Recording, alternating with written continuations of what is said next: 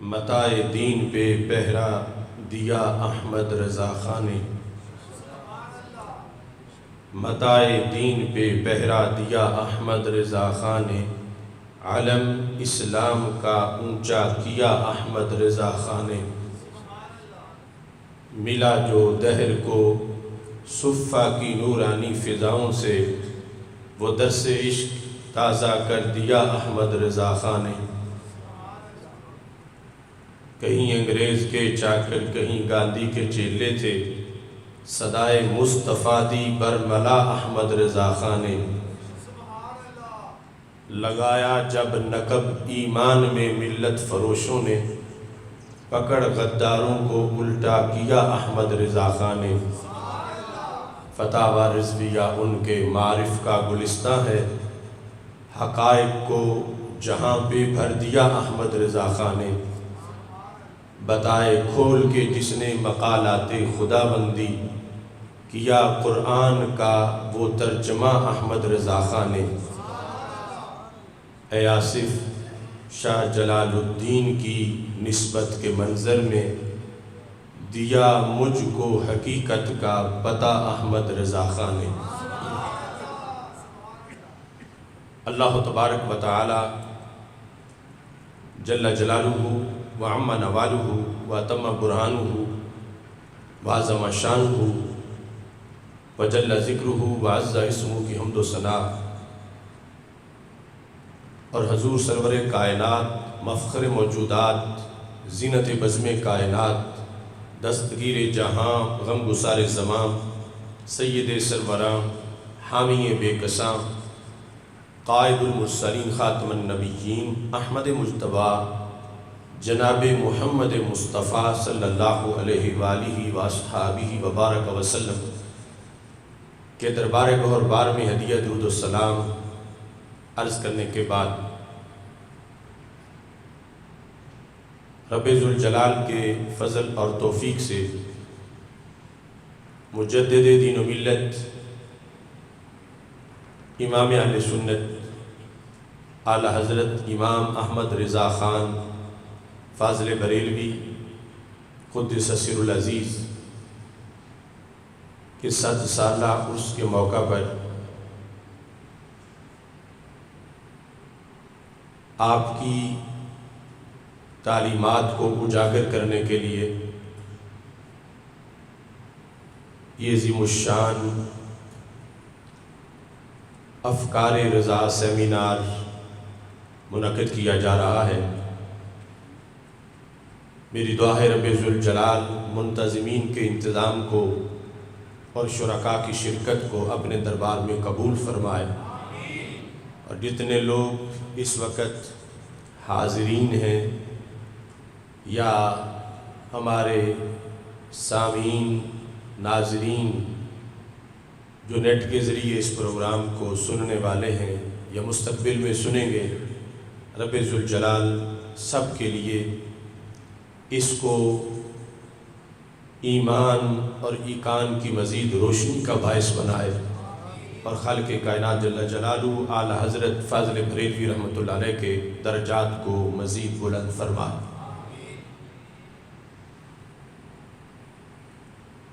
چونکہ اسلام کی جامع تشریحات کے لحاظ سے ہمارے آقا صلی اللہ علیہ وسلم نے مستقبل کے بارے میں یہ خبر دی، يحمل هذا العلم من كل خلف عدوله ينفون عنه تحریف الغالین وانتحال المبتلین وتأویل الجاہلین، کہ مستقبل میں ہر نئی نسل میں، نئی جنریشن میں رسول اللہ صلی اللہ علیہ وسلم نے فرمایا کہ میرے علم کے وارث پیدا ہوتے رہیں گے، یعنی کبھی بھی یہ امت بانج نہیں ہوگی، ہر نئی نسل کے اندر میرے علم کے ورثاء ہوں گے، ان میں جو صدی کا مجدد ہے وہ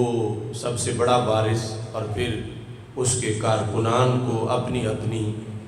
نسبت سے مبلغین کو یہ وراثت ملتی ہے۔ ینفون عنہ تحریف الغالین، ان کا کام یہ ہے کہ وقت گزرنے کے ساتھ ساتھ اس زمانے میں جو غالی لوگوں نے دین میں تبدیلی کی ہو تو وہ وارث اس تبدیلی کا پردہ چاک کر کے حقیقی دین لوگوں کے سامنے پیش کریں۔ وانتحال المبتلین، باطل پرستوں نے جو ہیلہ سازی کی ہو، مکر فریب کیا ہو، اس کا پردہ چاک کر کے حقیقی دین لوگوں کے سامنے پیش کریں۔ وتاویل الجاہلین،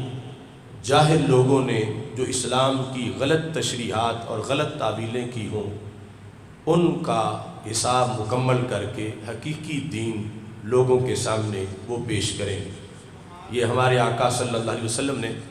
مستقبل کی خبر دی۔ جن لوگوں کے بارے میں سرکار دیکھ کر یہ ارشاد فرما رہے تھے، یقیناً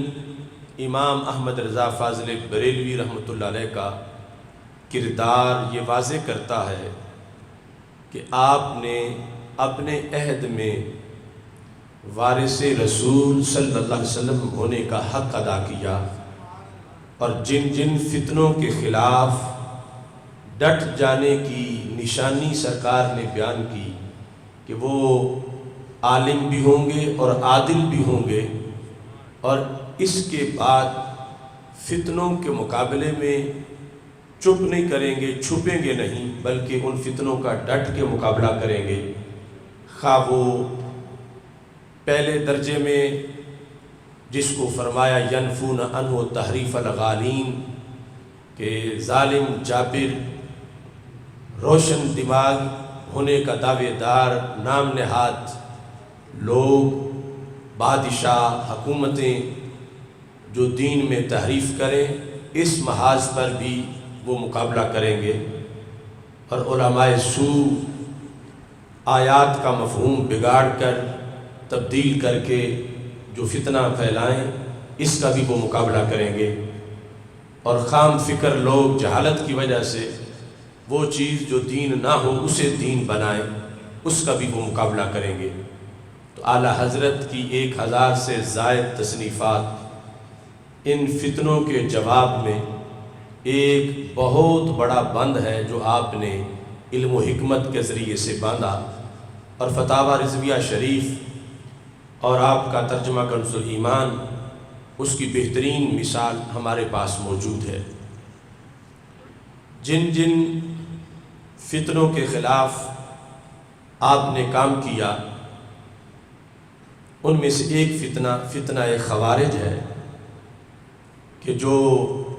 صحابہ کرام رضی اللہ تعالی عنہم کی محبت کا دعویٰ کر کے رسول اللہ صلی اللہ علیہ وسلم کی آل، آپ کے اہل بیت اطہار رضی اللہ تعالی عنہم سے بغض رکھتے ہیں اور بغض کرتے ہیں، جس طرح کہ دوسری طرف روافض ہیں جو اہل بیت رضی اللہ تعالی عنہم سے محبت کا اظہار کر کے دعویٰ کر کے صحابہ سے اپنے بغض کو ترقی دیتے ہیں، بغض کا اظہار کرتے ہیں۔ اعلیٰ حضرت رحمۃ اللہ علیہ نے ان تمام فتنوں کے مقابلے میں قرآن و سنت کا جھنڈا بلند کیا، اور جس کی برکتیں آج بھی موجود ہیں اور انشاءاللہ قیامت تک موجود رہیں گی۔ ہمارا آج کا جو موضوع ہے وہ محبت اہل بیت رضی اللہ تعالی عنہم کے لحاظ سے ہے کہ محبت اہل بیت رضی اللہ تعالی عنہم اہل سنت کا شعار ہے، اہل سنت کی علامت ہے، اہل سنت کی پہچان ہے۔ اس لحاظ سے ایک موضوع افکار رضا کا ہمارا پہلے بھی ہو چکا ہے، لیکن آج اسی سلسلے میں ایک نیا موضوع ہے کہ اعلیٰ حضرت رحمۃ اللہ علیہ نے رسول اللہ صلی اللہ علیہ وسلم کے اہل بیت اطہار کی فضیلت کس انداز میں بیان کی ہے۔ چونکہ قرآن مجید برہان رشید میں رب ذوالجلال نے انما یرید اللہ لیذھب عنکم الرجس اہل البیت ویطہرکم تطہیرا، اس آیت کے اندر رسول اللہ صلی اللہ علیہ وسلم کے خاندان کی باقی خاندانوں کے لحاظ سے جو عظمت اور برتری ہے اور ان کو جو چادر تطہیر دی گئی ہے اس کا ذکر فرمایا، اور ساتھ ہی قرآن مجید برہان رشید میں قُلْ لَا أَسْأَلُكُمْ عَلَيْهِ أَجْرًا إِلَّا الْمَوَدَّةَ فِي الْقُرْبَى کہہ کر خالق کائنات جل جلالہ نے اہل بیت اطہار کی محبت کا تقاضا رسول اللہ صلی اللہ علیہ وسلم کی طرف سے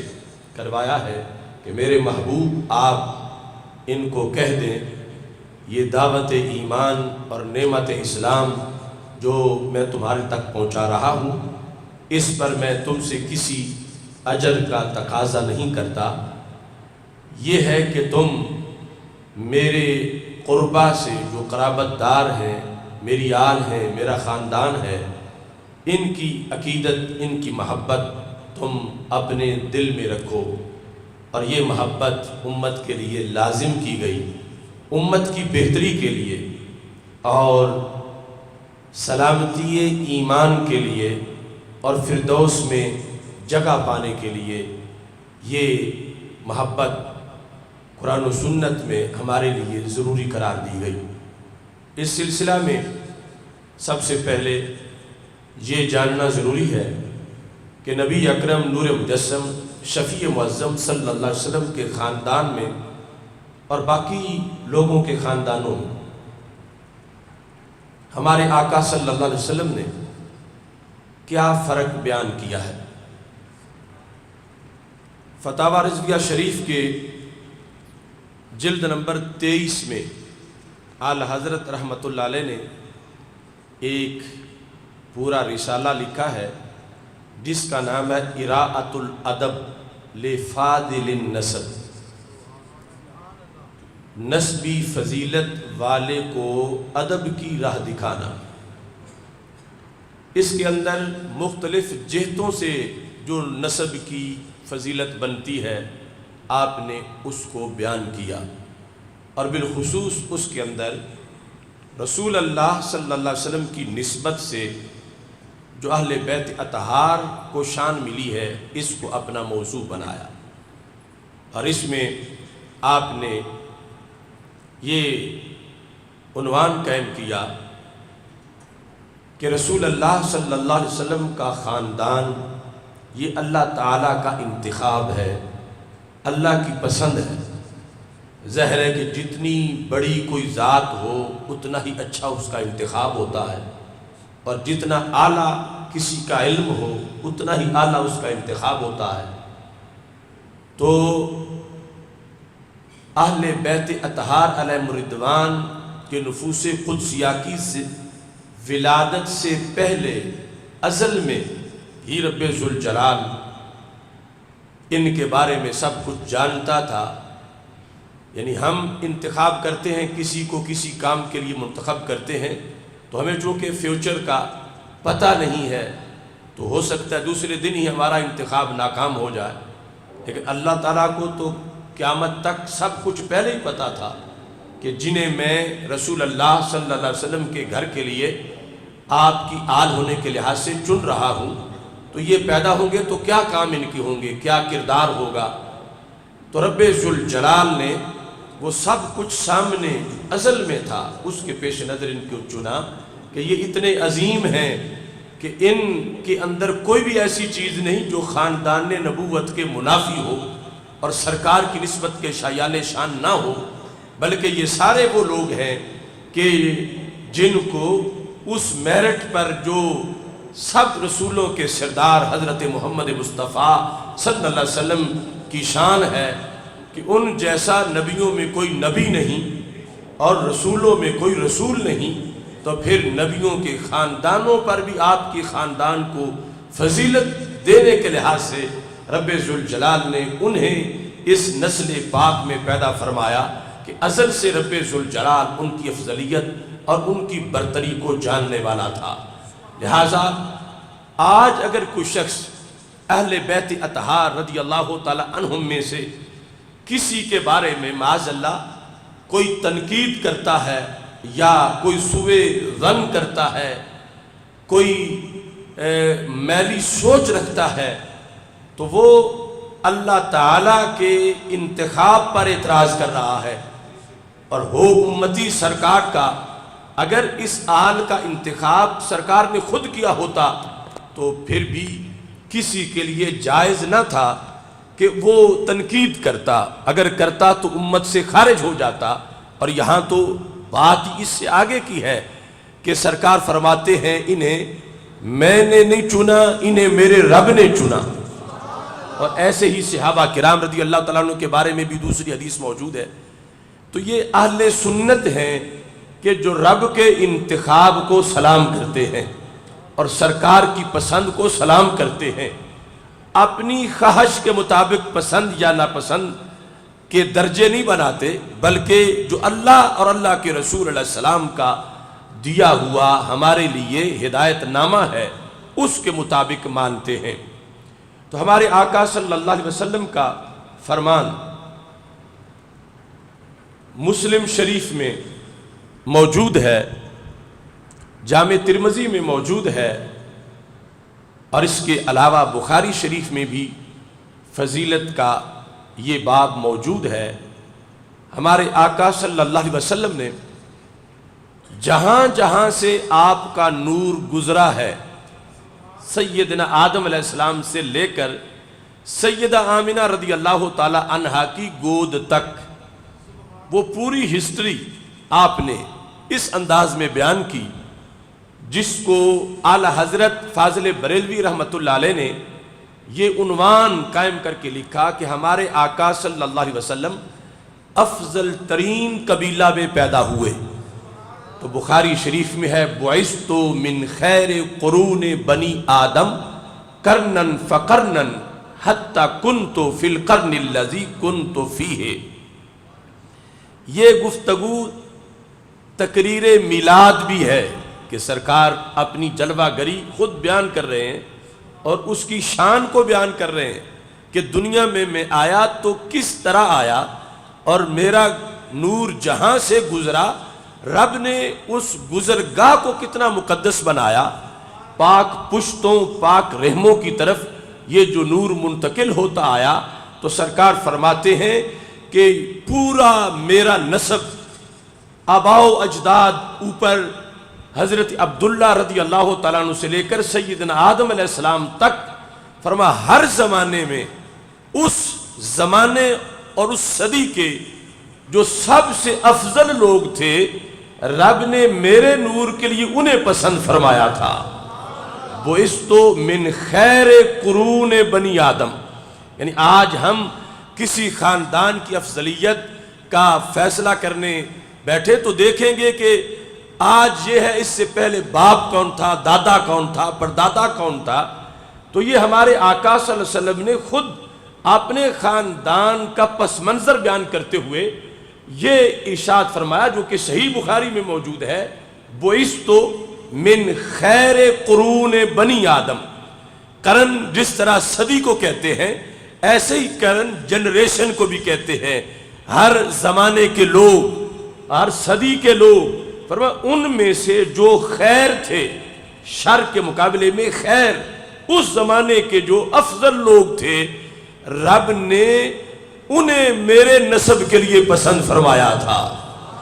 اس سے یہ بھی پتہ چلا کہ ہمارے آقا صلی اللہ علیہ وسلم کے آباء و اجداد میں سے نہ کوئی کافر تھا نہ کوئی مشرک تھا، اس واسطے کہ لفظ خیر نہ کافر پہ بولا جاتا ہے نہ مشرک پہ بولا جاتا ہے،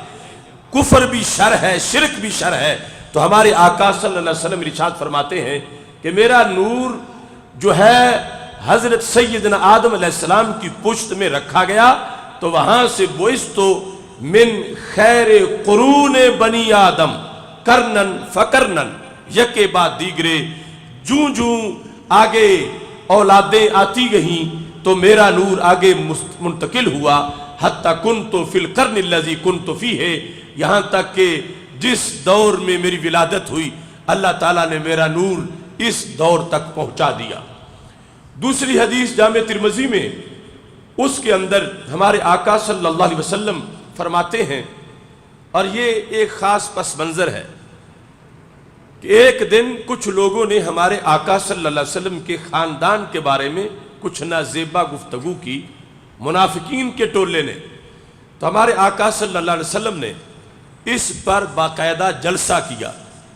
اور وہ تقریر پھر صحابہ نے روایت کی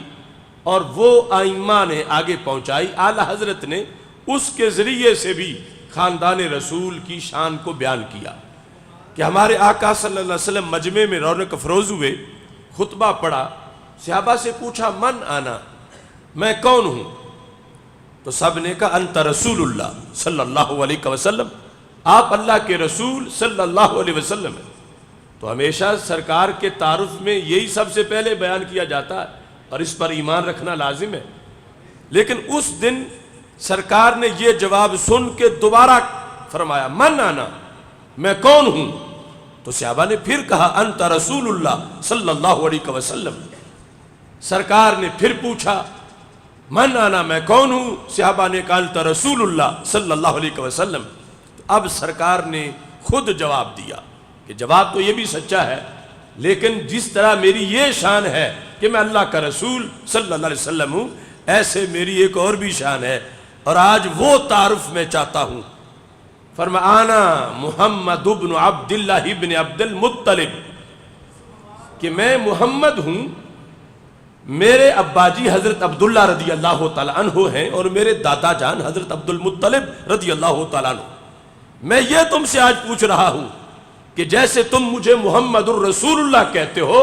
ایسے محمد بن عبداللہ کہنے سے بھی میری شان بیان ہوگی. اور یہ خاندان کے لحاظ سے آج میں تم سے پوچھنا چاہتا تھا.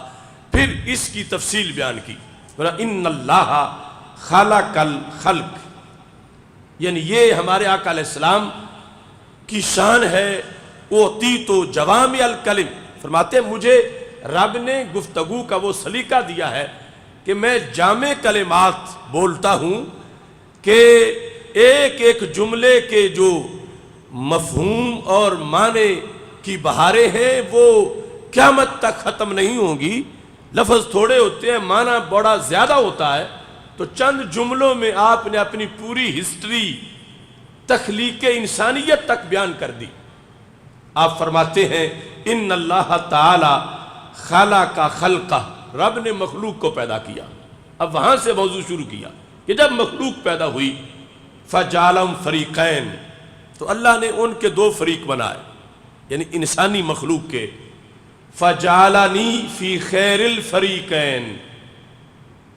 ان میں سے جو شان والا فریق تھا، شان والا گروہ تھا، رب نے میرا نور ان کے سپرد کر دیا. ثم جعلہم قبائل، پھر اللہ نے اس شان والے فریق کے قبیلے بنائے. فجعلنی فی خیر قبیلہ، اس کے قبیلوں میں سے جو سب سے شان والا قبیلہ تھا، رب نے وہ قبیلہ میرا قبیلہ بنایا. ثم جعلہم بیوتا، پھر اس قبیلے کو رب نے گھروں میں تقسیم کیا. فجعلنی فی خیرہم بیتا، شان والے گروہ کے، شان والے قبیلے کا جو سب سے بڑی شان والا گھر تھا، رب نے میرے گھر کے لیے اسے پسند کر لیا. فجعلنی فی خیرہم بیتا. اب اہل بیت کے ڈیفینیشن کے لیے ہمیں بیت کے تعارف کی ضرورت تھی کہ جب بھی کسی کی طرف منسوب کر کے کسی کی شان بیان ہو تو پھر جس کی طرف نسبت ہو تو اس کی نسبت سے ہی اس کی شان کا پتہ چل سکتا ہے. اگر کسی کو مثال کے طور پر ہم اس کا تعارف کروانا چاہیں کہ یہ اہل مدینہ میں سے ہے تو مدینہ کی شان جسے پتہ ہو اسے پھر اہل مدینہ کی شان کا بھی پتہ ہوگا کہ یہ پھر کتنے مقدس دیش کا رہنے والا ہے. تو اہل بیت، یہ کس بیت کی بات ہے؟ ویسے تو ہر بندے کے گھر کو بیت کہا جاتا ہے، لیکن یہ کون سا بیت ہے؟ یہ وہ بیت ہے کہ جس بیت جیسا کوئی انسانی بیت نہیں ہے. کہ ہمارے آقا صلی اللہ علیہ وسلم نے تخلیق انسانیت سے لے کر اپنے گھرانے تک اس بات کو بیان کیا جو سینکڑوں کتابوں میں وہ حدیث موجود ہے یہاں آپ نے فرمایا آنا خیرکم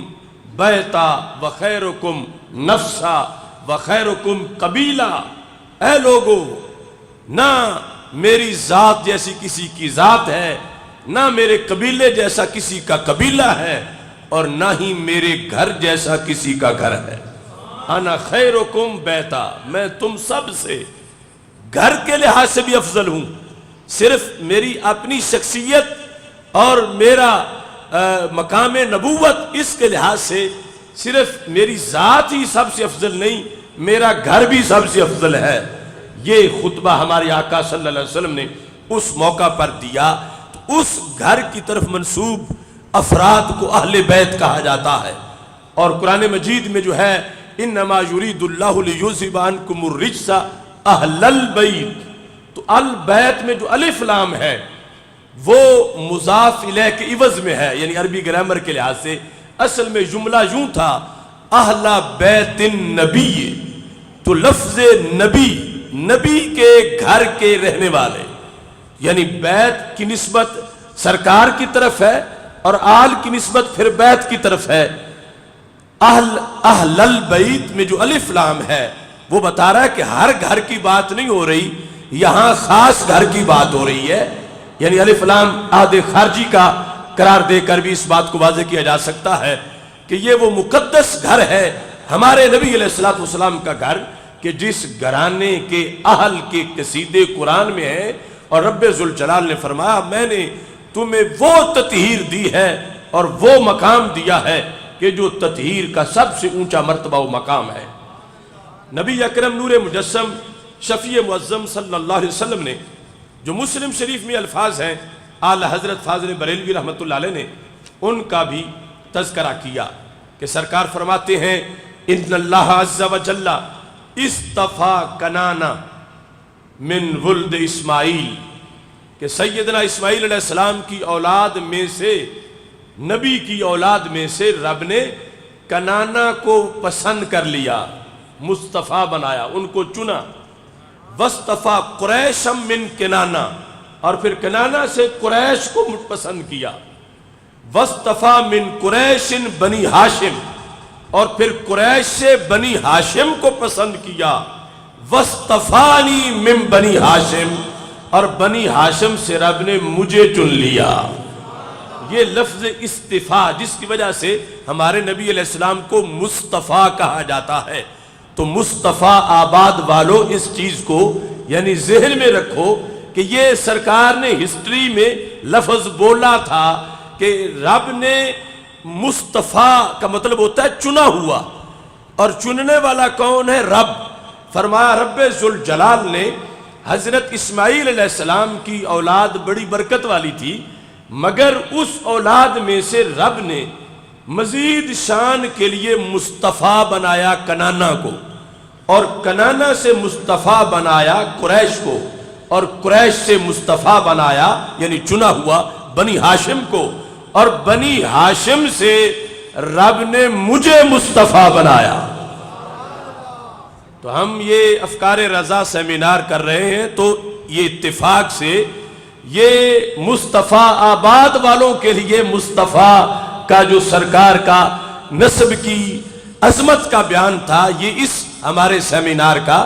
یہ موضوع قرار پایا۔ ابھی بیان کرتے کرتے یہ بات میرے ذہن میں آ گئی کہ چناؤ ہے اللہ تعالیٰ کی طرف سے، سرکار ہیں مصطفیٰ صلی اللہ علیہ وسلم، اور پھر آپ کی آل بھی چنی ہوئی ہے، وہ بھی مصطفیٰ ہے، خاندان بھی مصطفیٰ ہے۔ تو نبی اکرم نور مجسم شفیع معظم صلی اللہ علیہ وسلم نے اس سلسلہ میں فرمایا کہ جبریل علیہ السلام نے بھی میرے خاندان پر اپنا مشاہدہ پیش کیا کہ جبریل کہتے ہیں کہ میں نے، سرکار فرماتے اتانی جبریل، میرے پاس جبریل آئے، فقال یا محمد صلی اللہ علیہ وسلم ان اللہ بعثنی، رب نے مجھے زمین پہ بھیجا کہ میں گردش کروں، گشت کروں زمین پر، اور میں ہر علاقہ دیکھوں، ہر علاقے کی نسلیں دیکھوں، خاندان دیکھوں، ان کی عادات دیکھوں،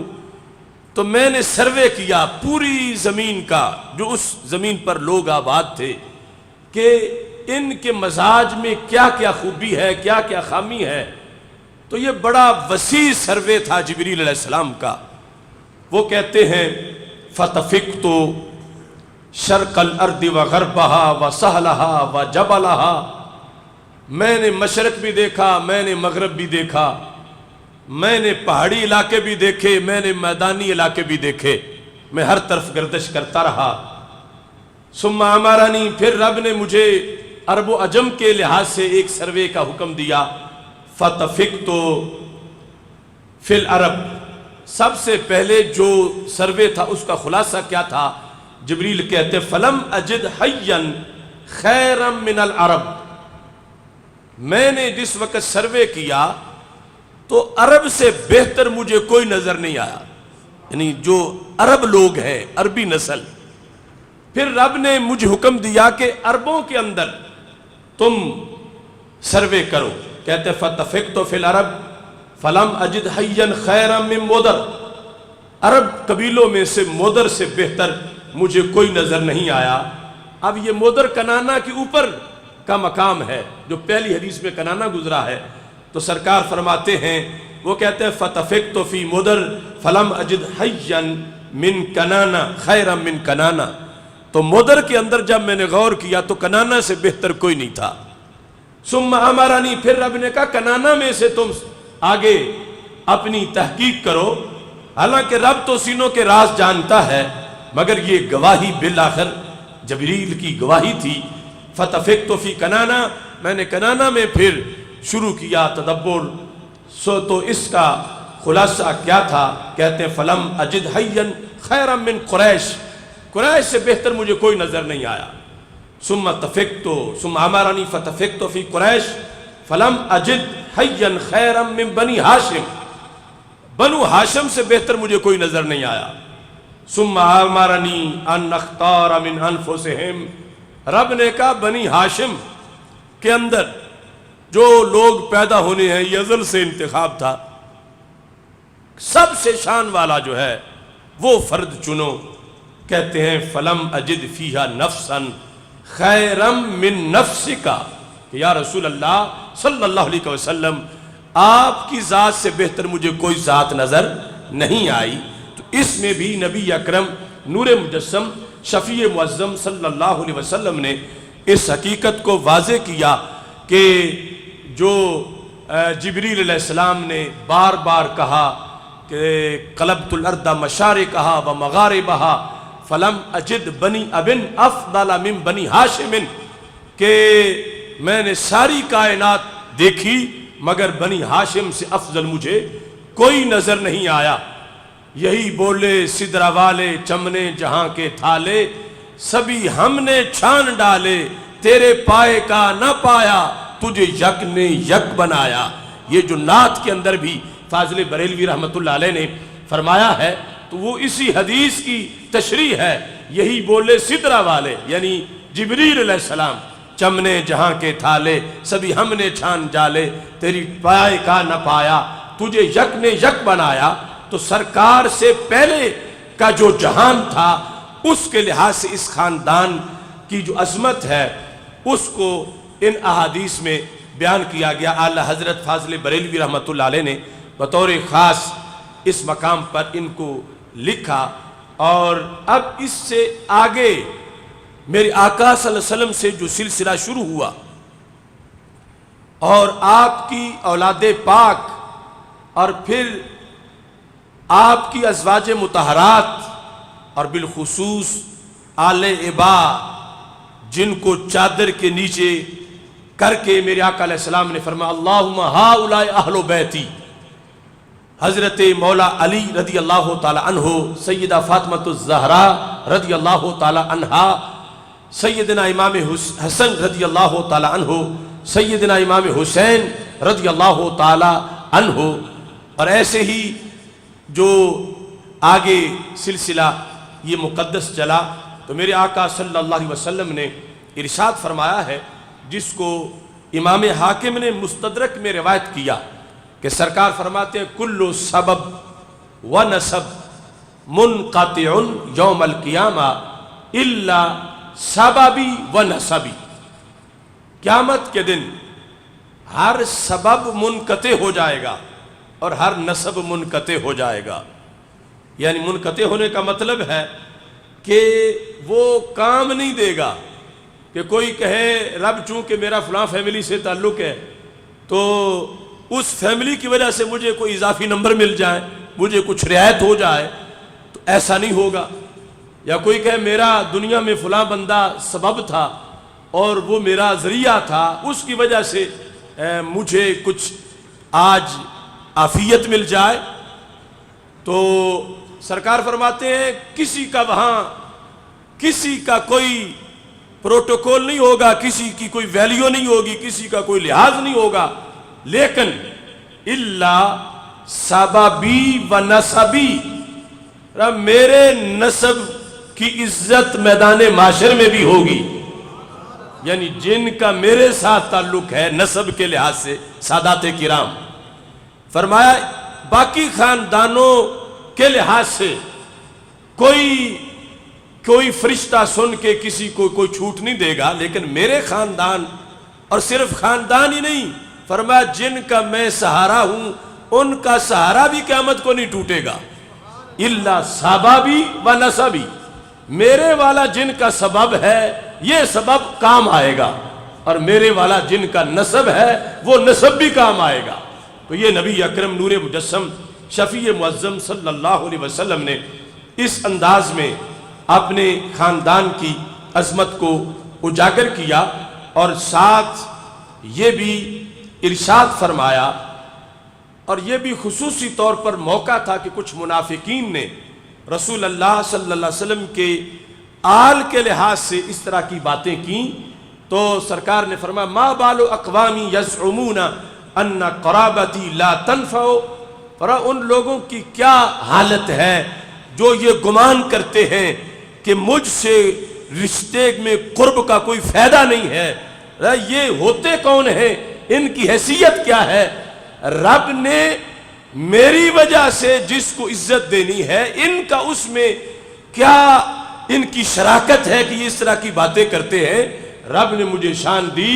ما بال اقوامی یزعمون ان قرابتی لا تنفع، ان لوگوں کی حیثیت کیا ہے، وہ ہوتے کون ہیں جو یہ بات کریں کہ میری قرابت اور خاندانی رشتہ مجھ سے یہ فائدہ نہیں دے گا۔ فرمایا اتنا فائدہ ہے کل سبب و نسب ینقطع یوم القیامہ الا نسبی و سببی فإنہا موصولۃ فی الدنیا والآخرہ۔ اس میں اضافہ کیا، فرمایا میرے نسب اور سبب کا دنیا میں بھی فائدہ ہے، آخرت میں بھی فائدہ ہے، یہ ملا ہوا ہے، یہ ٹوٹے گا نہیں۔ رب ذوالجلال اس کی وجہ سے خالق کائنات جل جلالہ فائدہ عطا فرمائے گا۔ اور ساتھ ہی ہمارے آقا صلی اللہ علیہ وسلم نے ایک حدیث جو ذکر کی ہے، اس سے امام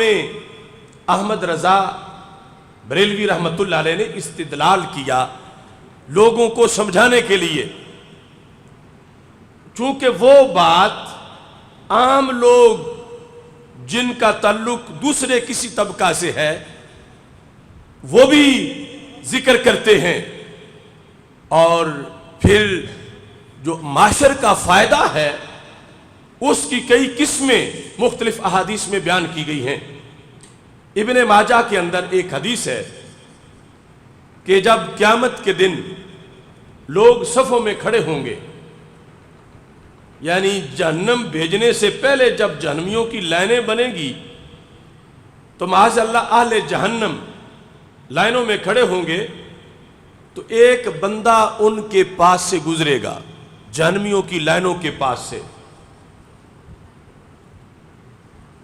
اور ایسے ہی جب اہل جنت کی لائنیں ہیں تو ان کے پاس سے کوئی جہنمی گزرے گا،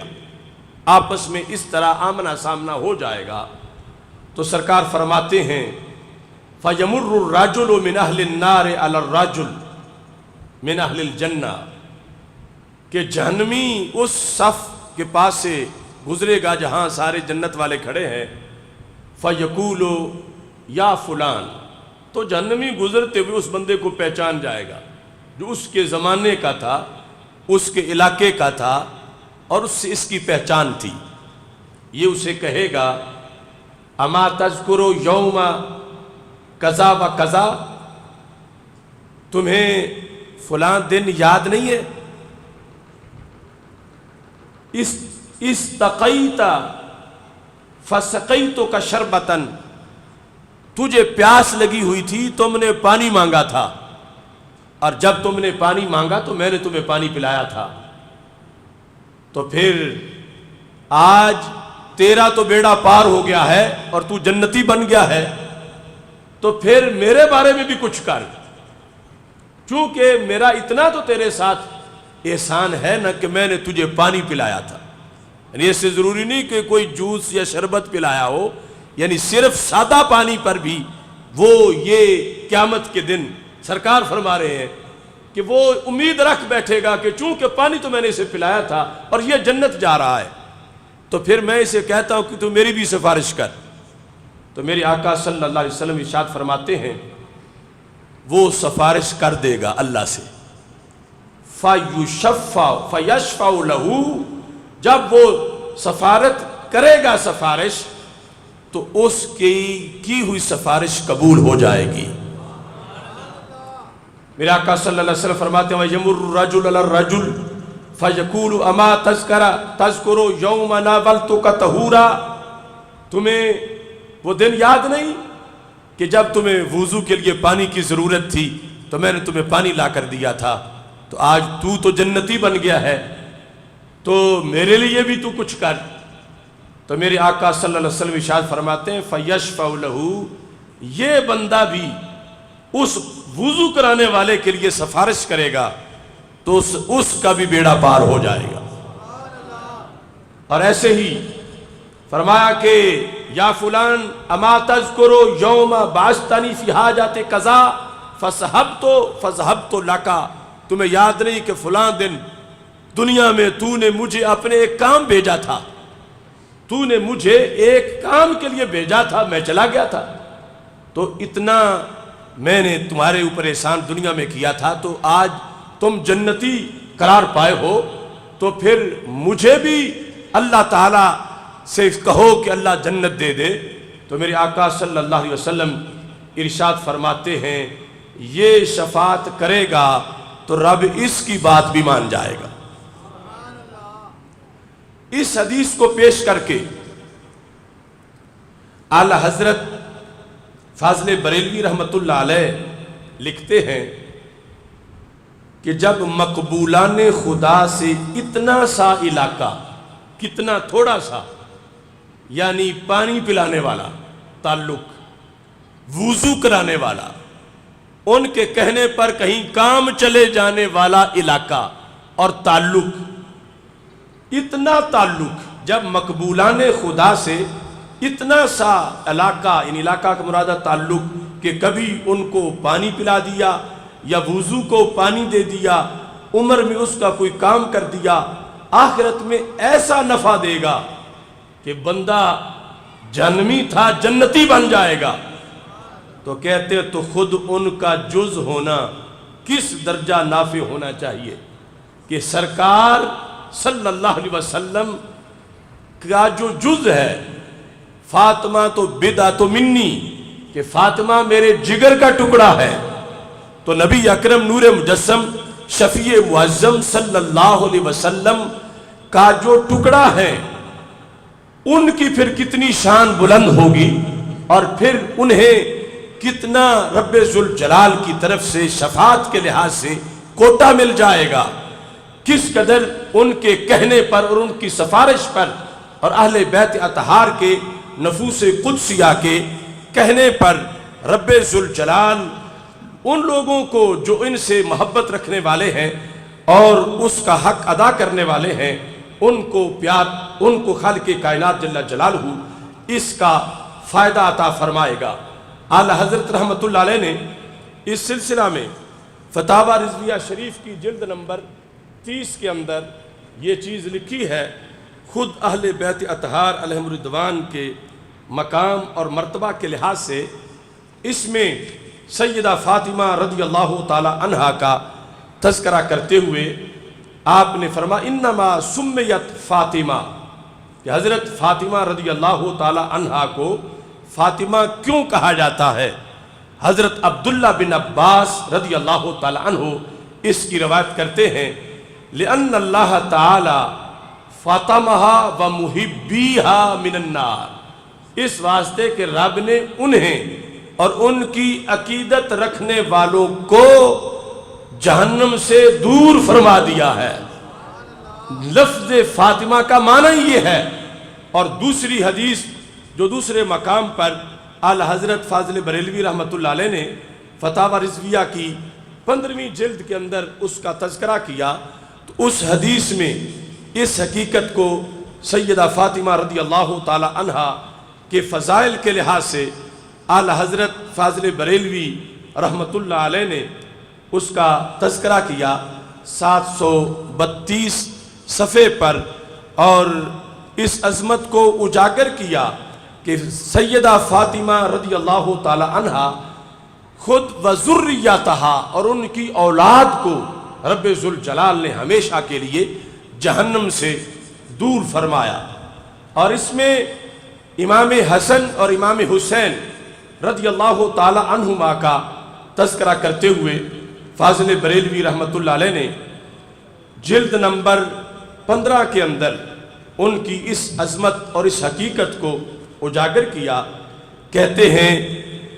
کہ ماست الجنت میسا کما تمیس العروس فی خدرہا، کہ جس دن جنت کو یہ پتہ چلا کہ امام حسن اور امام حسین علی جدہما الکریم و علیہما الصلاۃ والتسلیم مجھ میں آئیں گے، یعنی چونکہ آپ جنتی جوانوں کے سردار ہیں، تو جس دن جنت کو یہ پتہ چلا تو سرکار فرماتے ہیں ماست الجنہ، جنت خوشی سے جھومنے لگی۔ یعنی جس جنت کی تڑپ اور طلب میں ہر کوئی ہے، اس جنت کو جب ان شہزادوں کا پتہ چلا کہ یہ مجھ میں جلوہ گر ہونے والے ہیں، ماست الجنہ کما تمیس العروس فی خدرہا، فرمایا جیسے نئی دلہن اپنے خیمے میں فرحت سے جھومے، ایسے جنت نے جھومنا شروع کر دیا حضرت امام حسن اور حضرت امام حسین رضی اللہ تعالی عنہ کی عقیدت اور محبت میں۔ اعلی حضرت فاضل بریلوی رحمۃ اللہ علیہ نے فتاوی رضویہ شریف کے اندر حضرت مولا علی رضی اللہ تعالی عنہ کے مقامات کو ذکر کرتے ہوئے آپ نے جو خصوصی طور پر ان کے لقب فتاوی رضویہ شریف میں ذکر کیے، ان القاب میں آپ نے کوزے کے اندر دریا بند کر دیا، اور اتنا تفصیل کے ساتھ آپ نے ان القاب کو لکھا کہ خلفائے راشدین چاروں کے القاب ذکر کرتے ہوئے فاضل بریلوی رحمۃ اللہ علیہ نے اس مقام پر جو تذکرہ حضرت مولا علی رضی اللہ تعالی عنہ کا کیا، اس تذکرے سے چند الفاظ میں آپ کے سامنے پیش کر رہا ہوں۔ یہ فتاوی رضویہ جلد نمبر 29 ہے۔ اس کے اندر صفحہ نمبر 364 پر حضرت مولا علی رضی اللہ تعالی عنہ کے بارے میں کہتے ہیں، ویسے تو کہا کہ یہ خلفائے اربعہ جو ہیں، چار انہار باغ شریعت کے خصائص و فضائل کچھ ایسے رنگ پر واقع ہیں کہ ان میں سے جس کسی کی فضیلت پر تنہا نظر کیجئے یہی معلوم ہوتا ہے کہ جو کچھ ہے یہی ہیں، ان سے بڑھ کے کون ہوگا۔ یعنی چاروں میں سے جسے بھی جدا دیکھو تو یہی لگے گا کہ ان سے بڑھ کے کون ہوگا۔ تو اس میں حضرت مولا علی رضی اللہ تعالی عنہ کے فضائل کا تذکرہ کرتے ہوئے جو لقب لکھے وہ لقب سنیں۔ کہتے ہیں شمع شبستان ولایت، شمع شبستان ولایت، بہار چمنستان معرفت، امام الواصلین، سید العارفین، خاتم خلافت نبوت، فاتح سلاسل طریقت، مولا المسلمین، امیر المومنین، ابو الائمہ الطاہرین، اماموں کے جد امجد طاہر اور مطہر، قاسم کوثر، اسد اللہ الغالب، مظہر العجائب والغرائب، مطلوب و کل طالب، سیدنا و مولانا علی بن ابی طالب کرم اللہ تعالی وجہ الکریم، وحشرنا فی زمرتہ فی یوم حکیم، کہ اس جناب گردوں کباب کے مناقب جلیلہ و محامد جمیلہ جس کثرت و شہرت کے ساتھ ہیں دوسرے کے نہیں، یعنی یہ مولا علی رضی اللہ تعالیٰ عنہ کے فضائل، مناقب اور پھر ان کی حدیثیں جس کثرت کے ساتھ ہیں اس کا تذکرہ اعلیٰ حضرت فاضل بریلوی رحمت اللہ علیہ نے اس مقام پر اس تفصیل کے ساتھ کیا کہ رب ذوالجلال نے حضرت مولا علی رضی اللہ تعالی عنہ کو کس قدر اونچا مقام و مرتبہ عطا فرمایا ہے، جبکہ آپ کی مستقل کتابیں فضیلت سیدنا صدیق اکبر جو پوری امت پر ہے اس پر موجود ہیں، وَسَيُجَنَّبُهَا الْأَتْقَى میں لفظ الاتقا پر آپ نے الزلال الانقا من بحر سبقت الاتقا پوری کتاب ایک لفظ پر لکھ کر عربی میں، یہ امت کا اجماعی عقیدہ ہے کہ سب صحابہ میں سے بڑی شان سیدنا صدیق اکبر رضی اللہ تعالی عنہ کی ہے، اور یہ یہاں بھی اس چیز کو واضح کیا کہ مگر کثرت فضائل و شہرت فواضل اور فضیل چیزیں دیگر و فضیلت و کرامت امر آخر، کہ اس میں کوئی شک نہیں کہ فضائل کی حدیثیں حضرت مولا علی رضی اللہ تعالی عنہ کی جس کثرت سے ہے وہ ان کی امتیازی شان ہے، لیکن رب ذوالجلال نے جو افضلیت عطا کی حضرت صدیق اکبر رضی اللہ تعالی عنہ کو، اس کی تبلیغ ساری زندگی مولا علی رضی اللہ تعالی عنہ نے بھی خود اپنے خطبوں میں فرمائی۔ حضرت مولا علی رضی اللہ تعالی عنہ کے مقام کے لحاظ سے خوارج کو دعوت دیتے ہوئے اعلیٰ حضرت نے خصوصی ایک حوالہ پیش کیا۔ خوارج بر صغیر کے اندر حضرت شاہ ولی اللہ محدث دہلوی کا نام استعمال کرتے ہیں اور ان کی طرف اپنے آپ کو منسوب کرتے ہیں، اور ایسے ہی حضرت شاہ عبدالعزیز رحمت اللہ علیہ کی طرف بھی اپنے آپ کو منسوب کرتے ہیں۔ تو اعلیٰ حضرت فاضل بریلوی رحمت اللہ علیہ نے کہا کہ شاہ ولی اللہ محدث دہلوی کا تو مولا علی سے اتنا پیار تھا، اور ان کی جو اوراد و وظائف کی کتاب ہے اس میں انہیں ناد علی والی دعا لکھی ہوئی ہے، اور یہ فتاوی رضویہ کی نویں جلد کے 821 صفحے پر اعلیٰ حضرت نے حضرت شاہ ولی اللہ محدث دہلوی رحمت اللہ علیہ ان کی کتاب الانتباہ فی سلاسل اولیاء اللہ، اس کے اندر انہوں نے یہ لکھا،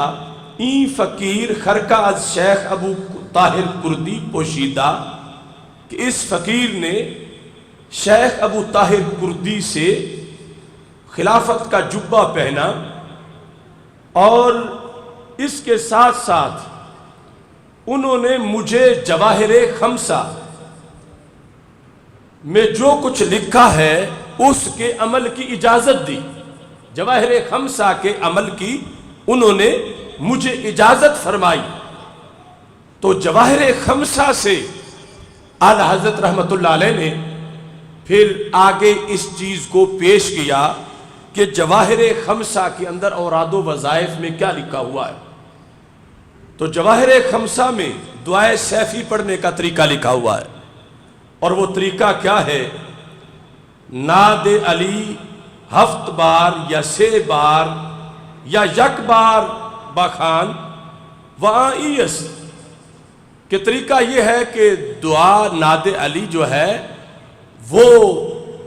7 بار پڑھو یا 3 بار پڑھو یا 1 بار پڑھو. وَآئِیَس، اور وہ دعا ہے کیا؟ دعا یہ ہے نعت علیہ، جس کا ترجمہ ہے تو آواز دے حضرت علی رضی اللہ تعالیٰ عنہ کو. یعنی یہ جو نعت علیہ ہے، کچھ لوگ جو اردو کا لفظ ناد ہے جو ایک سین کی طرح کا ہوتا ہے وہ شاید سمجھتے ہیں، تو یہ عربی کا لفظ ہے جس جو امر ہے نادا یا یناد یو باب سے ناد، اے مخاطب تو بلا حضرت علی رضی اللہ تعالی عنہ کو. کون علی؟ مظہر العجائب، کہ جن سے عجیب چیزوں کا صدور ہوتا ہے، جو مظہر ہیں عجائب کے جائے ظہور ہیں. نادے کے جواب میں کیا ہوگا؟ تجد ہو اون اللہ کا فن نوائب، تو پالے گا مولا علی رضی اللہ تعالی عنہ کو کہ وہ مشکلات میں تیری مدد کریں گے. نوائب نائبہ کی جمع ہے، مصیبتیں جو عارض طاری ہوتی ہیں. فرمایا تجد ہو اون اللہ کا فی النوائب، تم ان کو یوں پاؤ گے کہ وہ تمہاری مصیبتوں میں مدد کر رہے ہیں. اور ساتھ کل ہم و غم سینجلی بے ولایت کا یا علی یا علی یا علی. تو اب یہ نعت علی والی دعا مکمل ہو رہی ہے. کل ہم و غم سینجلی، ہر فکر اندیشہ ہر غم تھوڑی دیر کے بعد چھوڑ جائے گا. سینجلی ہٹ جائے گا، ہر ہم غم ختم ہو جائے گا. کیسے؟ بے ولایت کا، اے علی تیری ولا کی وجہ سے. تو یہ خصوصی طور پر کل ہم و غم سینجلی، ہر ہم ہر غم جو ہے وہ ختم ہو جائے گا. کیسے؟ بے ولایت کا، آپ کی ولایت کی وجہ سے. یا علی یا علی یا علی 3 بار اس دعا کے اندر جواہر خمسہ میں یہ نعت علی کے الفاظ موجود ہیں. تو اعلیٰ حضرت فاضل بریلوی رحمۃ اللہ علیہ نے اس کو ذکر کر کے یہ کہا، اگر مولا علی کو مشکل کشا ماننا، مصیبت کے وقت مددگار جاننا، ہنگامے غم و تکلیف اس جناب کو ندا کرنا، یا علی کا دم بھرنا شرک ہو تو معاذ اللہ تمہارے نزدیک حضرات مذکورین سب کفار و مشرکین ٹھہرے.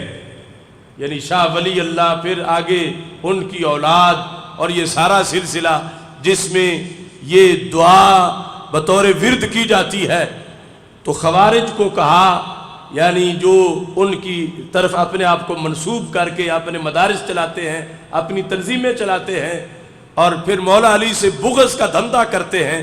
تو آپ نے ان کو متوجہ کیا کہ پھر تمہارے نزدیک تو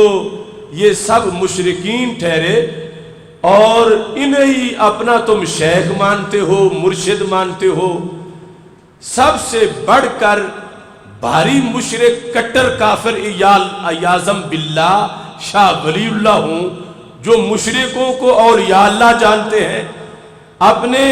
شیخ و مرشد مرجع سلسلہ مانتے ہیں.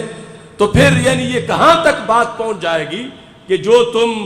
آج صرف اہل سنت سے ضد اور چڑ کے اندر آ کر خوارج کو کہا کہ جو تم فتوے لگا رہے ہو یہ تو اوپر اتنی بڑی بڑی شخصیات پر لگ جائیں گے. تو بغض علی کی وجہ سے آگے تمہاری ساری یہ جو سلسلہ جن کے ساتھ جوڑتے ہو وہ جوڑ ہی نہیں پائے گا، اور ان کے خلاف تمہارے فتوے جو ہیں شرک اور کفر کے آ جائیں گے. تو اعلیٰ حضرت فاضل بریلوی رحمۃ اللہ علیہ نے اس طرح یعنی مقام علی کی طرف متوجہ کرنے کے لیے خوارج کو اوپر ان شخصیات کا حوالہ دیا جن کی طرف خوارج اپنے آپ کو منسوب کرتے ہیں. ایسے ہی ایک مقام پر اعلی حضرت فاضل بریلوی رحمۃ اللہ علیہ نے فتاوی رضویہ شریف میں اس حقیقت کو بھی واضح کیا ایک سوال کے جواب کے اندر، وہ جلد نمبر 29 ہے، اس میں آپ نے ایک سوال کا جواب لکھا اور اس میں کافی تفصیلات لکھیں۔ اس جواب کے لحاظ سے بھی یہ حقیقت آج کے موضوع کا ضروری حصہ ہے۔ آپ سے جب یہ سوال کیا جا رہا تھا کہ کوئی شخص اگر یہ کہتا ہے فتاوی رضویہ کے ایک خصوصی مقام پر جہاں یہ واضح کیا کہ غیر نبی کو نبی پر فضیلت نہیں دی جا سکتی، اور ساتھ دوسری حقیقت جو فتاوی رضویہ کی 28ویں جلد میں آپ نے اس کو خصوصی طور پر تحریر کیا، وہ صفحہ نمبر 465 پر ہے۔ سوال یہ تھا کہ زید کہتا ہے چونکہ علی المرتضیٰ رضی اللہ تعالی عنہ نے 8-10 برس کی عمر میں اسلام قبول کیا، اور اس سے پہلے کبھی دامن پاک آپ کا نجاست شرک و کفر سے آلودہ نہیں ہوا، یعنی 8-10 سال کی عمر سے پہلے بھی دامن آپ کا نجاست شرک و کفر سے آلودہ نہیں ہوا۔ اور پھر حدیث شریف میں ہے کل مولود یولد علی الفطرہ، کہ ہر بچہ فطرت اسلام پہ پیدا ہوتا ہے۔ تو سائل اس بندے نے، زید نے کہا کہ یہ حدیث دلالت کرتی ہے کہ کل بچے کا دین اسلام ہے، یعنی بچہ جب پیدا ہوتا ہے اس وقت اس کا دین اسلام ہوتا ہے، لہٰذا ہم کہہ سکتے ہیں کہ جناب علی المرتضیٰ رضی اللہ تعالی عنہ ہمیشہ سے مسلمان تھے۔ یہ زید کا عقیدہ ہے کہ جناب علی المرتضیٰ رضی اللہ تعالیٰ عنہ ہمیشہ سے مسلمان تھے، یہ زید نے کہا۔ عمر کہتا ہے کہ جب علی المرتضیٰ کرم اللہ تعالی وجہہ نے 8-10 برس کی عمر میں اسلام قبول کیا، تو یہ کہنا کہ آپ ہمیشہ سے مسلمان تھے محض غلط ہے۔ بینوا توجروا، کہ اے امام احمد رضا آپ اس کا جواب دیں کہ ان میں سے زید سچا ہے یا عمر سچا ہے۔ یعنی زید کی دلیل یہ ہے کہ 8-10 برس میں اسلام قبول کر لیا، اور اس سے پہلے کبھی دامن پاک آپ کا نجاست شرک و کفر سے آلودہ نہیں ہوا۔ اور پھر ادھر حدیث ہے کہ ہر بچہ فطرت پہ پیدا ہوتا ہے، تو اس پر اس نے کہا ہم کہہ سکتے ہیں کہ جناب علی المرتضیٰ رضی اللہ تعالیٰ عنہ ہمیشہ سے مسلمان تھے۔ عمر کہتا ہے جب علی رضی اللہ تعالیٰ عنہ نے 8-10 برس کی عمر میں اسلام قبول کیا، تو یہ کہنا کہ آپ ہمیشہ سے مسلمان تھے، چونکہ اب قبول کیا تو پھر اس کا خیال تھا ہمیشہ سے، پھر کیسے ان کو مسلمان کہیں۔ اس میں سے وہ پہلے قول کو غلط کہتا ہے۔ الجواب، اعلیٰ حضرت نے لکھا قول زید حق، یعنی وہ جس نے کہا تھا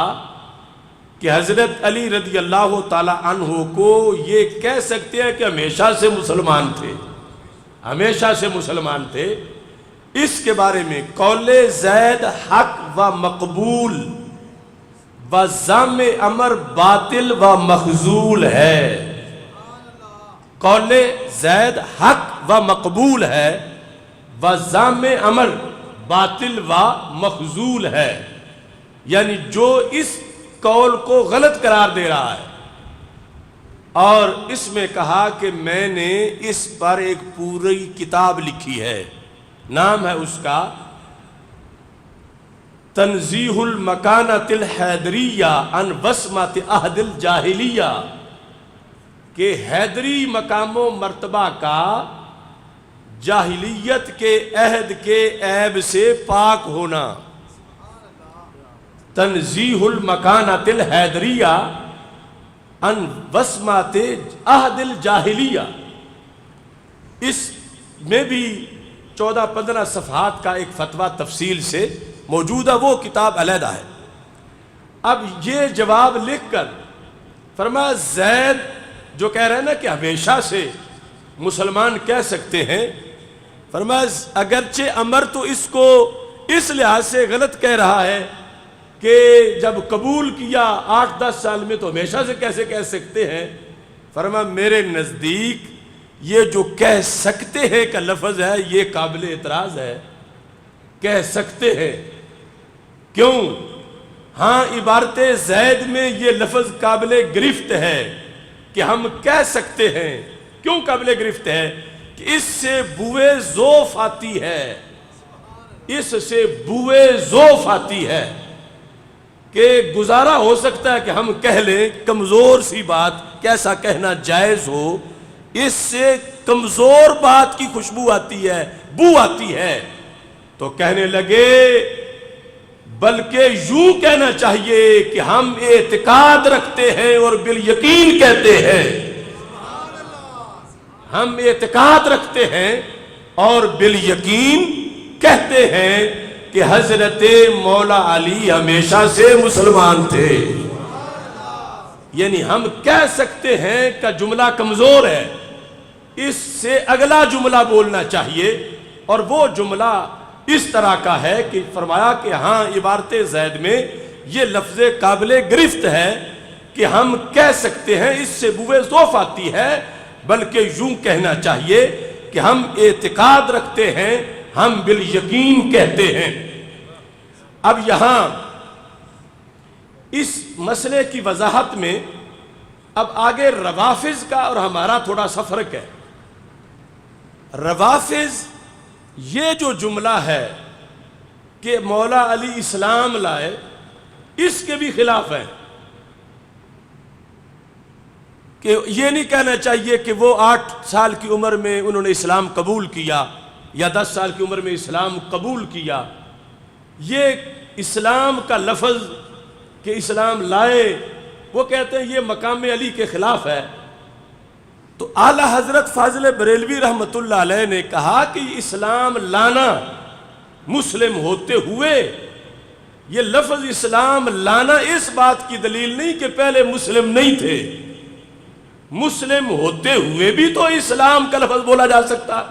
اس پر قرآن سے آیت دلیل پیش کی کہ مسلم، ہاں یہ غلط ہے اگر کوئی ان کو پہلے مسلم نہیں مانتا، یعنی 8 سال سے پہلے انہیں کوئی مسلم نہیں مانتا تو وہ غلط ہے، اور یہ یقین رکھنا چاہیے کہ وہ مسلم تھے۔ لیکن یہ لفظ کہ 8 سال میں انہوں نے اسلام قبول کیا، یہ لفظ غلط نہیں ہے، یہ لفظ صحیح ہے، اس واسطے کہ آپ نے اس کی مثال کے اندر کہا دیکھو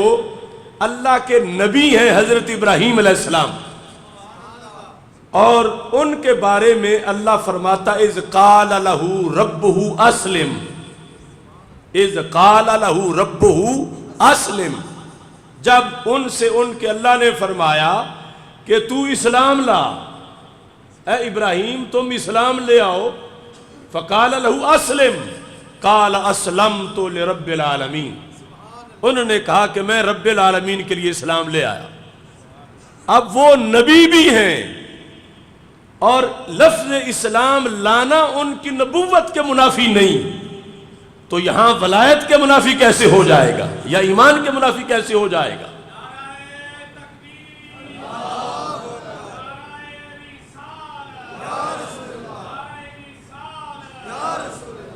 اعلیٰ حضرت فاضل بریلوی رحمۃ اللہ علیہ کہتے ہیں جب خلیل کبریا علیہ السلام کو اسلام لانے کا حکم ہونا اور ان کا عرض کرنا کہ میں اسلام لایا، معاذ اللہ ان کے ایمان قدیم و اسلام مستمر کا منافی نہ ہوا، کہ ان کا جو پرانا ایمان تھا حضرت ابراہیم علیہ السلام کا، اس کی نفی اس سے نہیں ہوئی، اور ان کا جو مستمر کانٹینیو مسلسل جو ایمان تھا اس کی نفی نہیں ہوئی اسلام لانے والے لفظ سے۔ تو آپ فرماتے ہیں کہ حضرات انبیاء علیہم التحیۃ والثناء کی طرف یہ الفاظ اس طرح منسوب ہوتے ہیں تو اس سے یہ مطلب نہیں ہوتا کہ ان کا پہلے اسلام نہیں تھا، وہ نفی بالکل نہیں ہوتی۔ تو چونکہ پچھلے رسالہ جو گزر رہا ہے وہاں دو ذاتوں کا یہ وصف بیان ہو رہا ہے کہ حضرت صدیق اکبر رضی اللہ تعالی عنہ بھی ہمیشہ سے مسلمان تھے اور حضرت مولا علی بھی ہمیشہ سے مسلمان تھے۔ تو اعلی حضرت کہتے ہیں تو صدیق و مرتضیٰ رضی اللہ تعالی عنہما کی نسبت یہ الفاظ کہ فلاں دن مسلمان ہوئے، اس روز اسلام لائے، ان کے اسلام سابق کے معاذ اللہ کیا مخالف ہو سکتے ہیں؟ یعنی یہ لفظ بولنے والا یہ نہیں کہہ رہا کہ وہ پہلے مسلمان نہیں تھے، اس سے پہلے اسلام کی نفی نہیں ہوتی، یہ لفظ صحیح ہے، لیکن اگر ان لفظوں سے کوئی یہ مطلب نکالے کہ پہلے مسلمان نہیں تھے اور اب مسلمان ہوئے تو اس کا رد خود فتوے میں کیا، اس بندے کا قول غلط ہے۔ زید کا قول صحیح ہے جو کہتا ہے کہ ہمیشہ مسلمان تھے، اور پھر صرف کہہ سکتے ہی نہیں، یقین رکھنا چاہیے کہ وہ مسلمان تھے پہلے ہی۔ اس طرح اعلی حضرت فاضل بریلوی رحمۃ اللہ علیہ نے اس حقیقت کو یہاں پہ اجاگر کیا۔ چونکہ عقائد کے اندر تھوڑی سی بھی جس وقت غلطی آ جاتی ہے تو نمازیں ضائع ہو جاتی ہیں، روزے ضائع ہو جاتے ہیں۔ اس واسطے ہمارے لیے ضروری ہے کہ ہم عقائد کے جو اسپیشلسٹ یہ حضرات ہیں ہمارے ائمہ، ان کی تحقیقات کو پڑھیں، ان کو سنیں، چونکہ ایک طرف سے خوارج حملہ کر رہے ہیں اہل سنت پر، حب صحابہ کا بورڈ لگا کر اپنی طرف بلا رہے ہیں کہ ہم صحابہ سے پیار کرتے ہیں، جب تمہارا نبی علیہ السلام سے پیار ہے تو صحابہ سے تو ضرور ہوگا، آؤ ہمارے پاس۔ اور دوسری طرف روافض ہے، وہ کہتے ہیں ہم اہل نبی علیہ السلام سے پیار کرتے ہیں، تم نبی سے پیار کرتے ہو تو پھر ہماری طرف آؤ۔ تو دونوں طرف سے حملہ جاری ہے، اور ہم اہل سنت ہیں، ہمارے نزدیک قانون یہ ہے کہ آل ہو یا اصحاب، ان سب کی عزت کا سبب سرکار کی ذات ہے، کہ اللہ کے نبی کی آل، اللہ کے نبی کے اصحاب، اور جب دونوں محبتیں سرکار کی وجہ سے ہیں تو پھر دونوں بیک وقت ہوں گی۔ یہ نہیں ہو سکتا کہ ایک طرف کی ہو دوسری طرف کی نہ ہو، دوسری طرف کی ہو پہلی طرف کی نہ ہو۔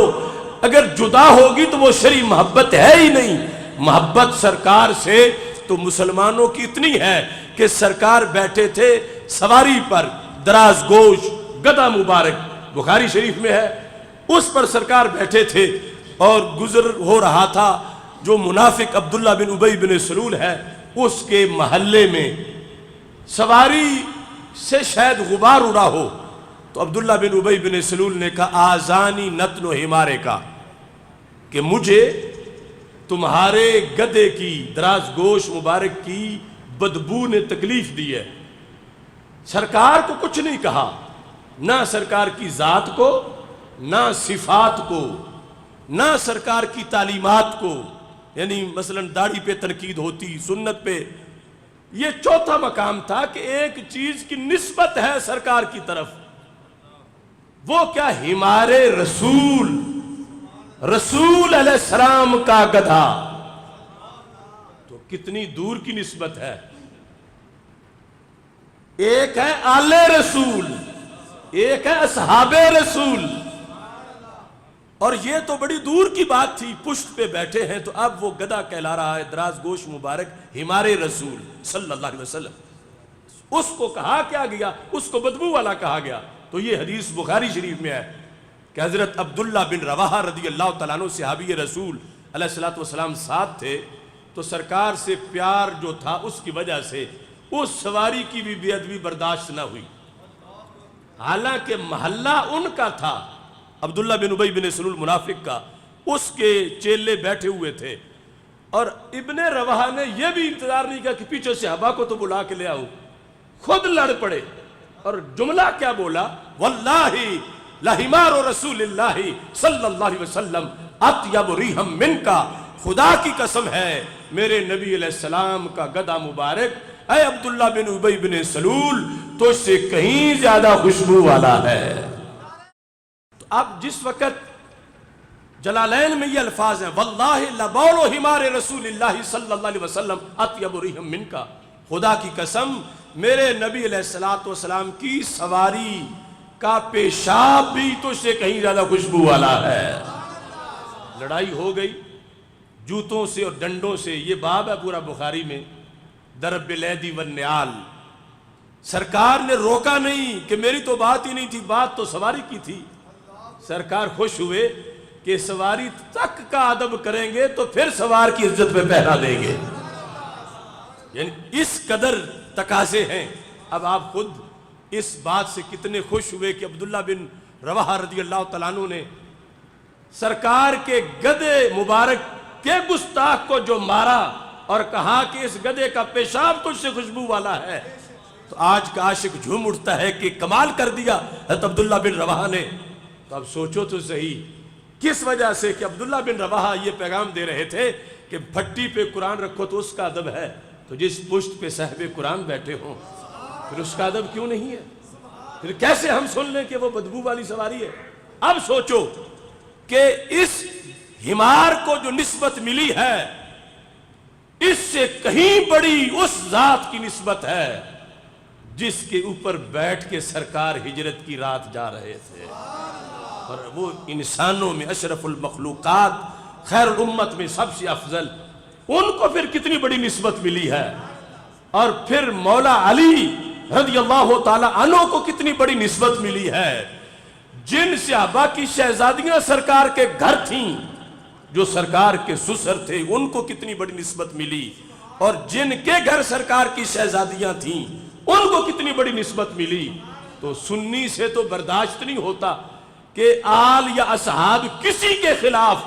یہ تو بات ہی بڑی اونچی ہے، یہاں تو سواری کے خلاف نہیں سن سکتے، تو پھر ہم کسی نسبت کے خلاف بھی کیسے سن سکتے ہیں؟ تو یہ موضوعات بتائے ہیں اعلی حضرت فاضل بریلوی رحمت اللہ علیہ نے، اور اس پر میں اپنی بات ختم کر رہا ہوں کہ محبت جس پر ہم قائم ہیں اور جس کا ابلاغ یہاں میں نے آپ کے سامنے حوالے پیش کیے، وہ شریعت کے تابع ہے۔ اگر کوئی شخص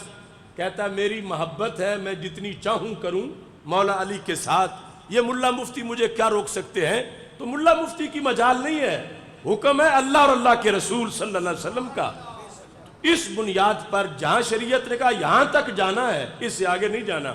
تو جو جائے گا، پھر سرکار نے خود فرمایا علی تیرے اندر ایک وصف عیسیٰ علیہ السلام والا ہے، ان کے بارے میں بھی 2 ٹولے جہنم میں گئے، ایک وہ جنہوں نے ان سے پیار کیا تو حد سے بڑھ گئے، انہیں وہ مان لیا جو وہ نہیں تھے، وہ تھے نصارہ کہ انہیں اللہ کا بیٹا کہہ دیا، تو پھر جنت میں کیسے جا سکتے تھے؟ اب غدت الیہود، یہود نے بغض کیا، یہاں تک کہ سیدہ مریم پر بھی انہوں نے الزام لگا دیا بغض عیسیٰ میں، تو وہ بھی جہنم میں گئے۔ تمہارے بارے میں بھی 2 طبقے جہنم میں جائیں گے، یہ باقاعدہ مسند امام احمد میں حدیث ہے، مشکات شریف میں حدیث ہے۔ لہٰذا وہ 2 طرح کی محبت وہ ہے جس کی مذمت سرکار نے کی اور مذمت خود مولا علی نے کی۔ میرے مسئلے میں مولا علی نے کہا یا لکفیہ اسنان رجلان، میرے بارے میں 2 قسم کے لوگ ہلاک ہو جائیں گے، ایک وہ جو میرے بغض میں میری وہ شان بھی نہ مانے جو رب نے دی ہے، اور دوسرے وہ جو میرے پیار میں مجھے وہ کہہ دے جو شان رب نے نہیں دی۔ تو دونوں طرف ہلاکت ہے، اور درمیان میں ہے اہل سنت و جماعت کا مذہب جو یہاں ہم نے بیان کیا ہے۔ اس واسطے فتاوی رضویہ شریف میں یہ 228 صفحے پر جلد نمبر 29 میں ایک سوال کا جواب دیا گیا، اس میں پوچھا گیا آپ سے کہ اگر کوئی شخص مولا علی رضی اللہ تعالی عنہ کو کسی نبی پر فضیلت دے تو اس کا کیا حکم ہے؟ یہ محرم میں جو محفلیں ہوتی ہیں اس فرقے کے نزدیک مولا علی تو کیا امام حسین رضی اللہ تعالیٰ عنہ کو بھی وہ سمجھتے ہیں تب بات پوری ہوتی ہے جب ان کو نبیوں سے بھی آگے ان کی شان کو بیان کریں۔ تو آپ نے کہا مسلمانوں کا اجماع ہے کہ کوئی غیر نبی کسی نبی کے برابر نہیں ہو سکتا، جو کسی غیر نبی کو کسی نبی کے ہمسر یا افضل جانے وہ بالاجماع کافر و مرتد ہے۔ یعنی اس سے چھوٹی خرابی لازم نہیں آتی، اس سے بہت بڑی خرابی لازم آتی ہے، غیر نبی کو نبی کے برابر ماننا یا افضل ماننا۔ تو یہ آج کے موضوع کے لحاظ سے ایک پیغام تھا جو میں نے آپ کے سامنے باحوالہ اعلی حضرت فاضل بریلوی رحمۃ اللہ علیہ کی تعلیمات کی روشنی میں پیش کیا۔ یہ ہمارے